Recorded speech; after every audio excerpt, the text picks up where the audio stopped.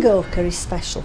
People pull together and work together and create a real community. When people come to visit Golcar, they comment on the warmth of the village and on the fact that we still do things together and everybody supports everybody else. Golcar Lily Day is a celebration of living in Golcar. All the churches have free concerts. There's a street party, there's stalls selling everything you think of, craft-wise. There's an ice cream parlour, all sorts of things. And there's music in the street as well. To be a Golcar Lily, in theory, you have to be born in Golcar. But when I go into schools to talk to the children about Golcar Lily Day, I say to them that anyone who lives in Golcar these days is a Golcar Lily, because being a Golcar Lily is special. I think it means that I belong. I belong somewhere, I belong to a village, people know me, people know of me, and people know of my family. So I think it's a case of knowing that I belong in Golcar. This is the place I have to be. On Golcar Lily Day this year, one of the things that I'm planning to do is to create a tree cosy. And my tree cosy is a knitted piece of fabric, a sculpture if you like, that will be wrapped round one of the trees in the churchyard. I didn't do it last year, some other people did, and I think I was a bit jealous really when I saw the amazing things that they created, and I wanted to be part of that. Last year we just had 5 trees that were dressed. I got carried away and knitted squares and circles and strips of things and didn't know what I was going to make, put them all together and ended up with a lady with a handbag.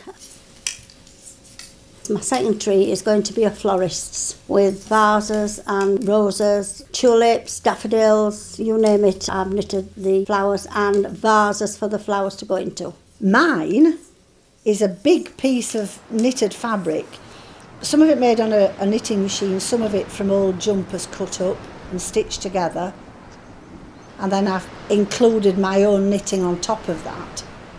This morning I've got to try and tie this piece of knitting onto this tree which had my name on it. It's all ready to go, but at the moment I can't manage it on my own. I need another pair of hands. If you can get hold of that top ribbon there, yep. That one, okay. and we can put this up as high as we can reach. Bring the ribbon out so I can tie it. Thank you so much. Thank you. I can manage the rest myself. I'd been given a load of patterns for knitted fruit.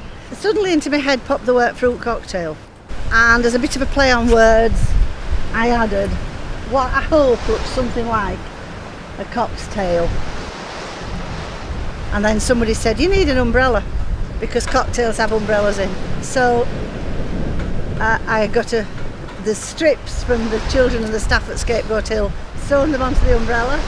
So it's a cocktail umbrella. I haven't done this before, so I don't know what's going to happen.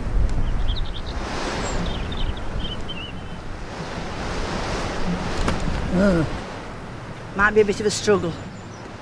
I think if people are walking through the churchyard, they'll look at it and I hope they think, that's fun. What staple on?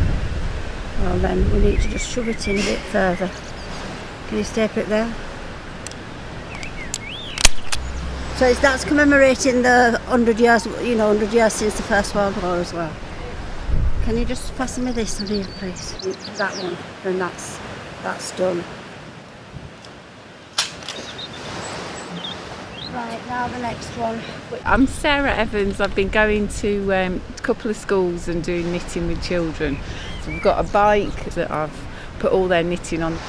And I've got some knitting from last year in the pom-pom tree. For my second tree, I've knitted the background on a knitting machine and then I've crocheted all my sunflowers. So it's a bit of sunshine because we never get much sunshine on Golcar Lily Day. Right here. Now, if you do this step, we've got, no, stop. Not on my finger though. Right, now, this will meet up to there. Oops.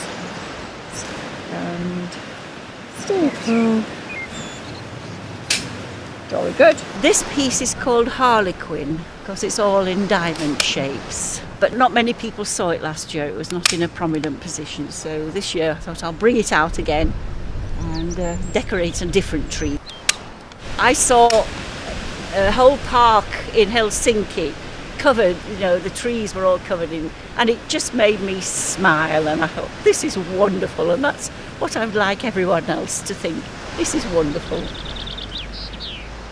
All the knitting I've done in the past has been knitting for a purpose, because I needed a jumper, or one of my children or grandchildren needed something.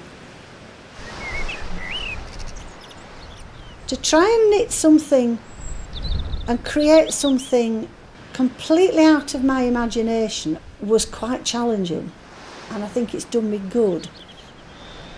Being able to do something that people can come and look at and get enjoyment from, make people smile, brighten their day.